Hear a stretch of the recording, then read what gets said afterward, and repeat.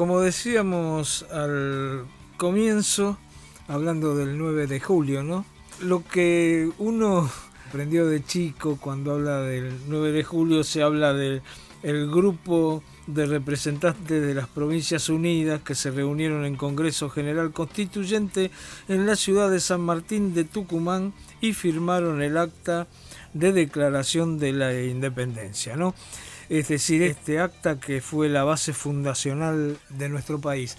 Bueno, eso lo podemos obtener en inteligencia artificial o, como bien decía, lo que estudiábamos en el Villiquen, pero me parece que el Día de la Independencia merece una profundización. Por eso estamos comunicados con Fabián Arari, historiador, doctor en historia, docente universitario de la Universidad de Buenos Aires y también adjunto de la Universidad de San Luis. Escribió varios libros, entre ellos La Triple K, Hacendados en Armas. Hoy queríamos charlar con él en este día que se recuerda justamente la independencia sobre este tema. ¿Cómo te va, Fabián? ¿Cómo estás? ¿Qué tal, Roberto? Un gusto. No, el gusto es mío. Muchísimas gracias por atendernos, ¿eh? Bueno, quería hacer de cuenta que somos tus alumnos y que le querés explicar el 9 de julio. ¿Qué dirías?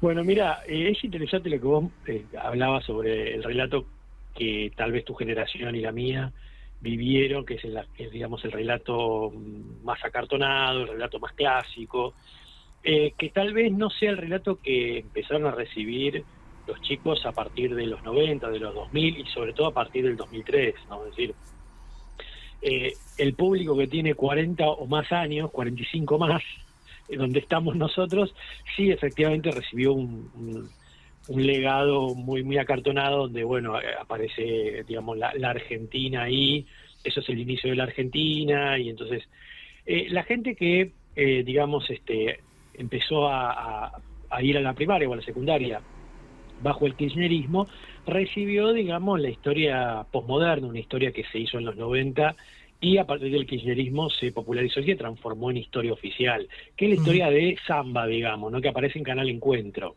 Sí. donde, digamos, la historia oficial, bueno, los historiadores oficiales y los nuevos dioses, digamos, a los que hay que venerar, tienen otros nombres que no son Levene ni Mitre, sino se llaman Gabriel Di Meglio, o Tulio Alperindongui, o Raúl Fradkin, ¿no?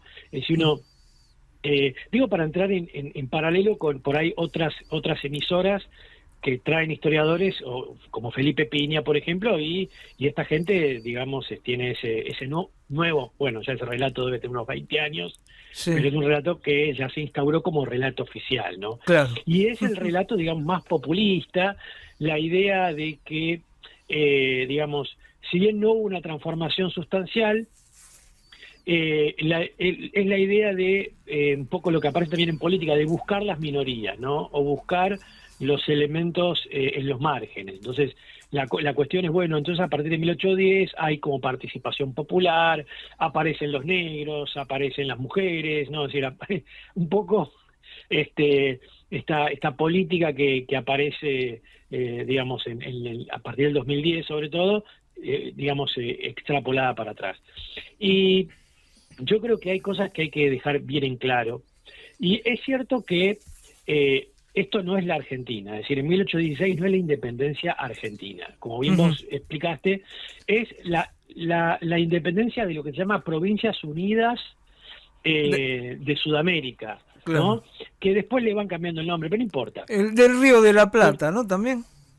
Después le ponen Unidas del Río de la Plata en el 1817, cuando arman el manifiesto, ¿no? El Ujú, primer manifiesto en 1816 es Congreso de las Provincias Unidas de Sudamérica.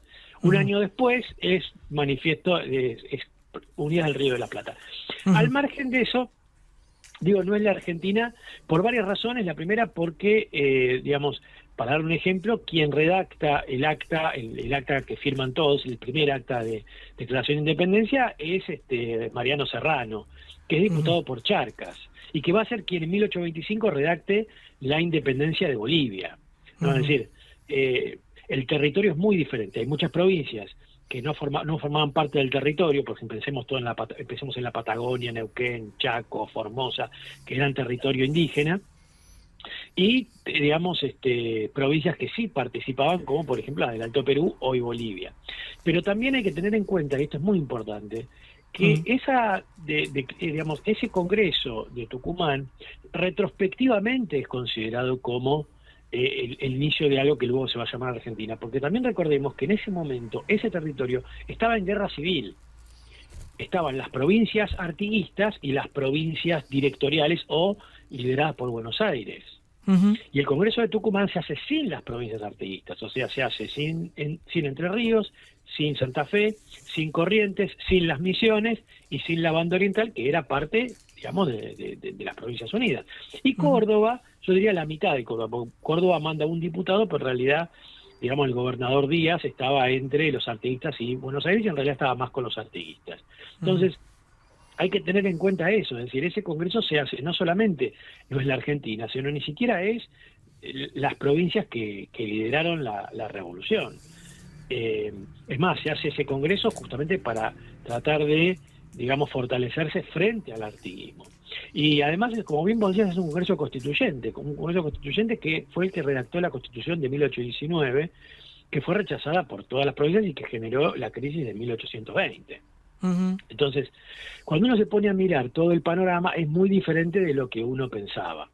mm, Eh, sí es importante que dos cuestiones. La primera, para señalar, es el contexto es un contexto muy, pero muy adverso. A nivel internacional, es la formación de la Santa Alianza, que es para que la gente entienda, es una alianza liderada por Rusia, por Prusia y por Austria, con participación británica, con la idea de, una vez que cae Napoleón, reconstituir las monarquías absolutas de antes de la Revolución Francesa. La idea de volver al mundo antes de la Revolución Francesa. Obviamente es una utopía, eso no se puede. Aconsejo muchísimo la novela Rojo y Negro de Stendhal, donde se ve eso.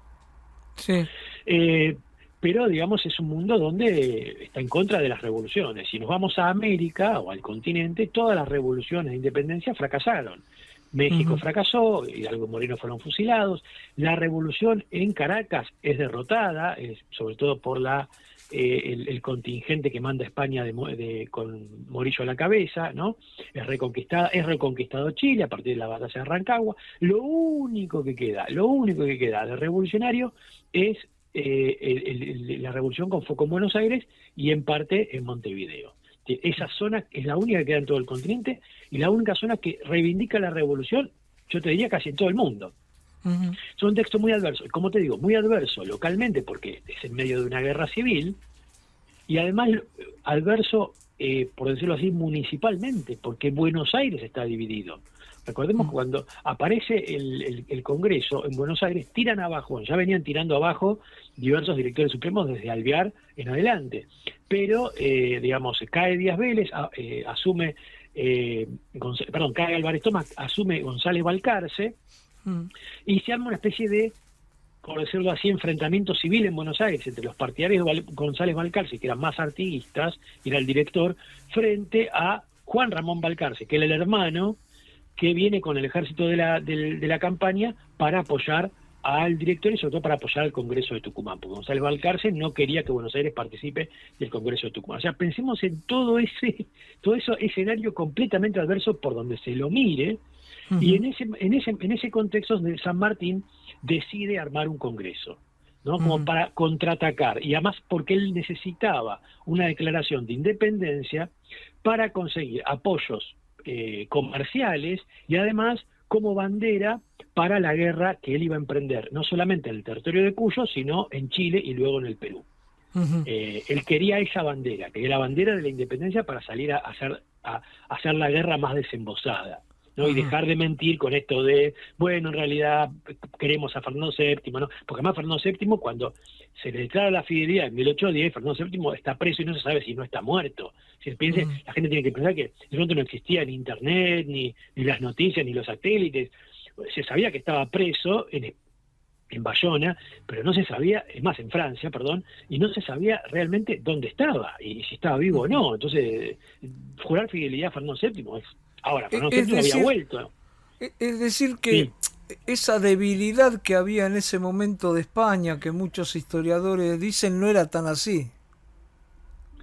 Eh, en 1810 sí, pero no en 1816. A partir de Claro. 1814 se restaura la monarquía, Fernando Ajá. VII vuelve al trono y Fernando VII se dedica a reprimir a todos los que habían hecho la revolución en nombre de él. Es muy Claro. interesante para entender un poco la historia. No quiero hacer la comparación con Perón, ¿no? Que la gente quería que vuelva, él volvió y reventó a medio mundo. Bueno, eso es lo que hizo Fernando VII. Ahora, una cosa muy importante que tiene que ver con esta discusión, ¿no? Con otros historiadores que aparecen en los medios y que dicen que la transformación tiene que ver con la participación o con las formas de participación. Eso no es una revolución. Digamos, Mm, voy a dar un ejemplo. La ley Sáenz Peña, por la cual la gente puede participar más en política, no es una revolución. mm, Es decir, que la gente participe más o menos no hace una revolución. claro. Eh, Acá hubo una revolución por algo muy diferente a la identidad, muy diferente a la participación de los negros, de las mujeres o de la gente pobre. Hubo una revolución porque se transformó la organización social y la Ujú. clase social que dirigía la sociedad. Eso es lo importante, eso es lo que ningún historiador toma en cuenta, y por lo tanto no puede entender las verdaderas transformaciones y las verdaderas causas de una guerra. Ujú. Porque la guerra no era para que participe más gente, la guerra no era para que los negros participen más. Voy a dar un ejemplo, y ahora que yo estaba mirando, uno de los grandes próceres, digamos, y que acompaña a San Martín era Juan Pascual Pringles, muy conocido, que era de San Luis. El tipo ese tenía 13 esclavos tenía, tenía una Claro. gran propiedad. Y hay gente, incluso mucha gente que no quería que San Martín le saque esclavos. Lo que quiero decir es, no es eso lo que se juega en este periodo revolucionario. Lo que se juega es la transformación de la forma de organización social. Y eso me parece a mí que es el mejor legado que nosotros podemos tener de ese periodo. Es decir, la solución a las crisis sociales profundas, reiteradas y constantes, no es una pequeña reforma y no es más o menos participación en el sistema. Es Ujú. la transformación del sistema, liderada por una clase social, que es lo Mm, que hizo la burguesía a comienzos del siglo XIX, y es la clase que hoy dirige los destinos de ese territorio, hoy llamados Argentina. claro. Claro, es decir, es el avance, sobreveníamos de una sociedad más feudal y avanza lo que es la burguesía, hacendados, comerciantes, ¿no? Que son los que pasan a dirigir al sistema en esos momentos. Claro, efectivamente, este territorio era parte de una monarquía feudal, Claro. regida por una corona y por una nobleza titulada, podemos Ujú, decirlo así. Todos los funcionarios y funcionarios importantes coloniales, por decirlo así, eran miembros de la nobleza titulada, digamos, nombrados en la corte. Regían acá todavía relaciones fundamentales, serviles, por ejemplo, la mita en Potosí, ujú, la minería es la principal producción, no solo en América, sino fundamentalmente en el Virreinato del Río de la Plata, que vive de la plata de Potosí, eso también hay que ujú, entenderlo, hasta la revolución, ¿no? Pero entonces las relaciones que estructuraban a toda la sociedad eran relaciones feudales. ujú. Además Claro. porque, digamos, el virreinato tenía que drenar recursos hacia la corona obviamente, vías feudales, es decir, por una cuestión de imposición política.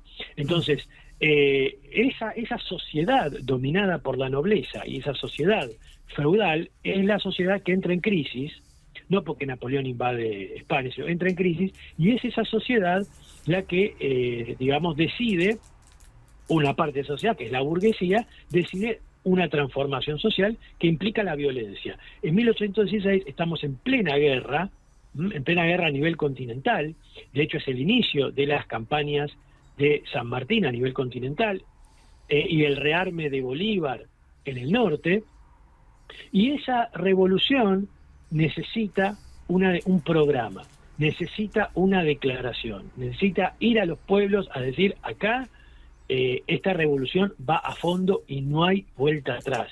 Eso es lo que se hace, ¿no? ujú. Perfecto. Ahora, vamos a hacer una cosa.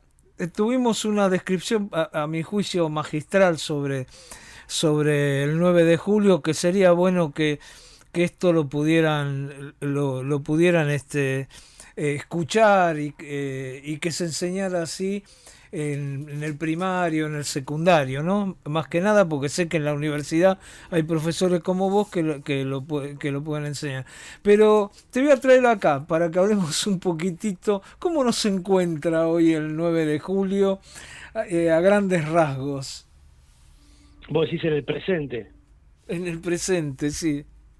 Bueno, yo creo que, a ver, vamos, si lo tomamos en términos muy históricos, que es lo que me parece interesante, lo que vemos es que esa experiencia que se inició en eesos años, entre 1810 y 1816, y que tuvo ese espaldarazo en 1816, se ha agotado.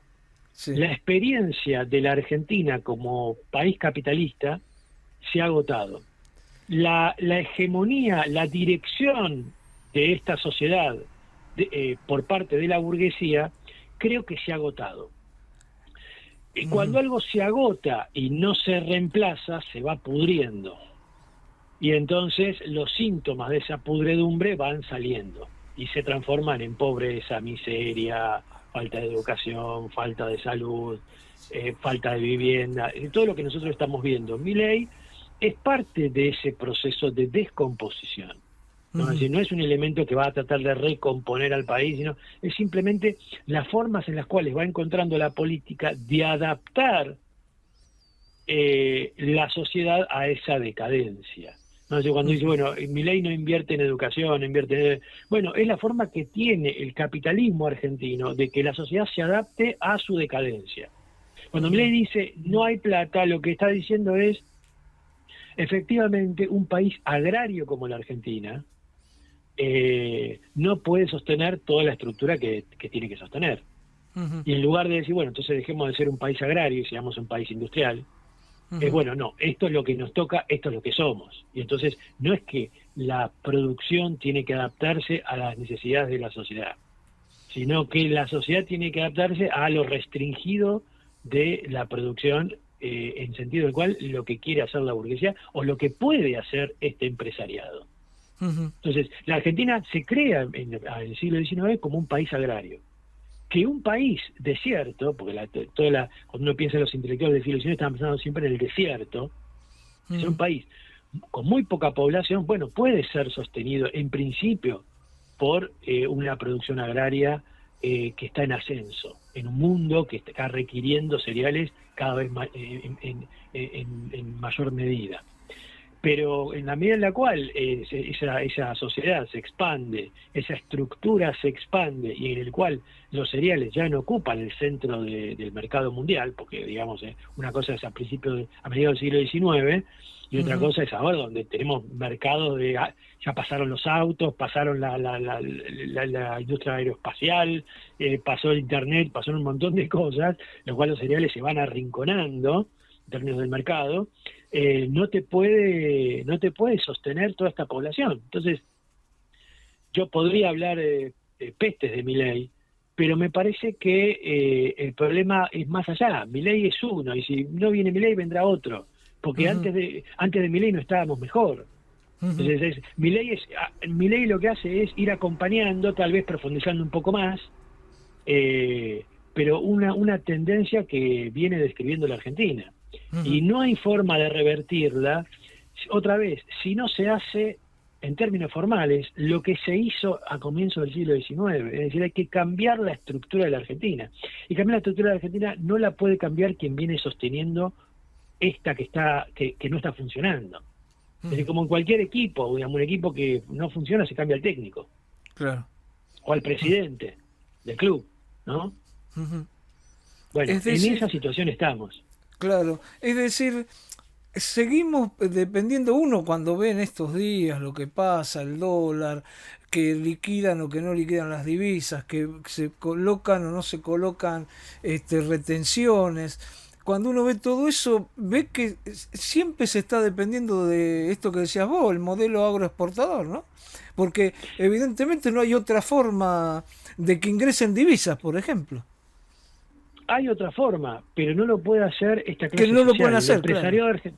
el empresariado argentino no lo va a hacer porque el grueso del empresariado argentino, que es el que tiene más poder, que es el empresariado industrial, Ujú.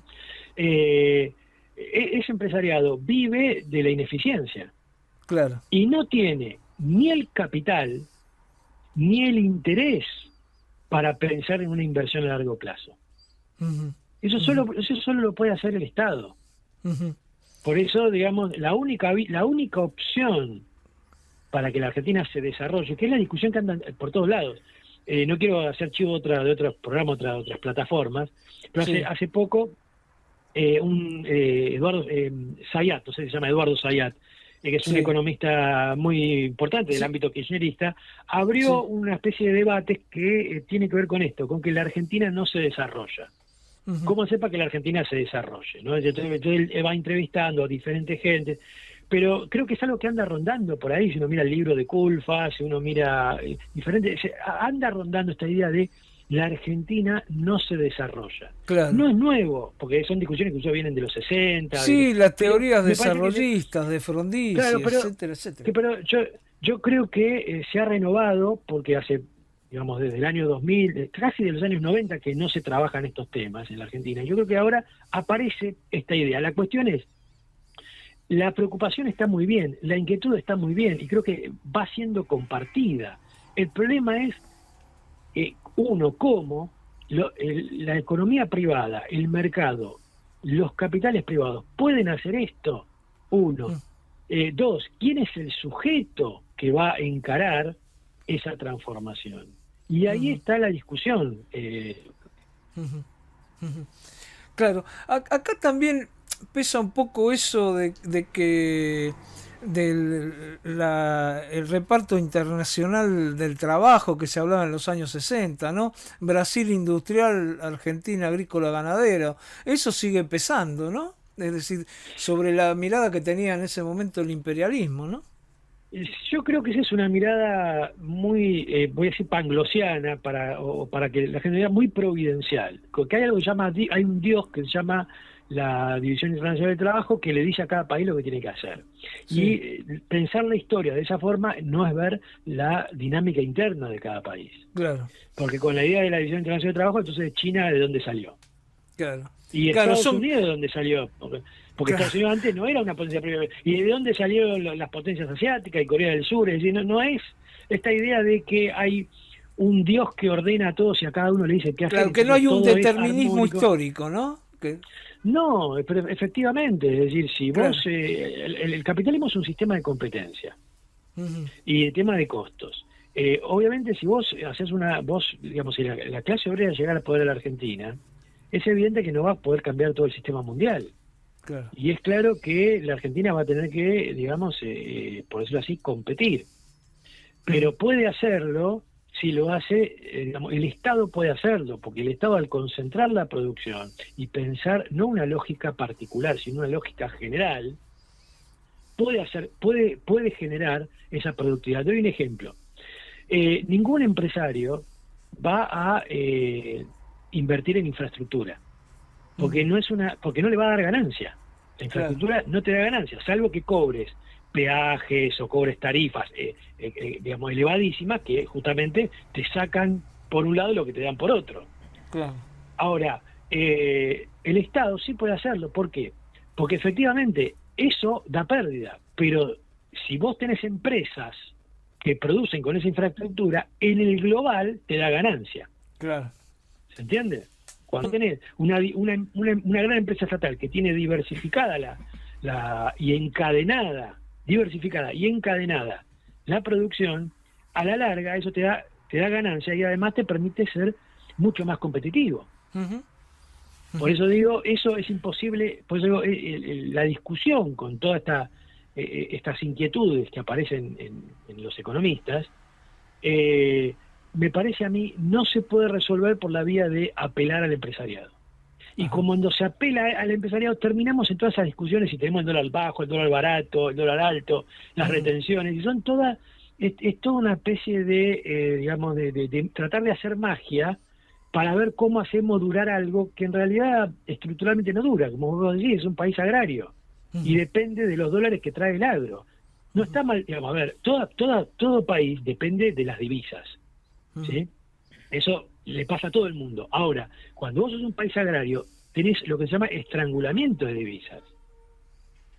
Y entonces se empieza con todas las formas de la macro, la micro, el dólar, la deuda, los papelitos, la LELIC, la LECAP, o sea, porque efectivamente las cuentas no te dan. Está muy claro.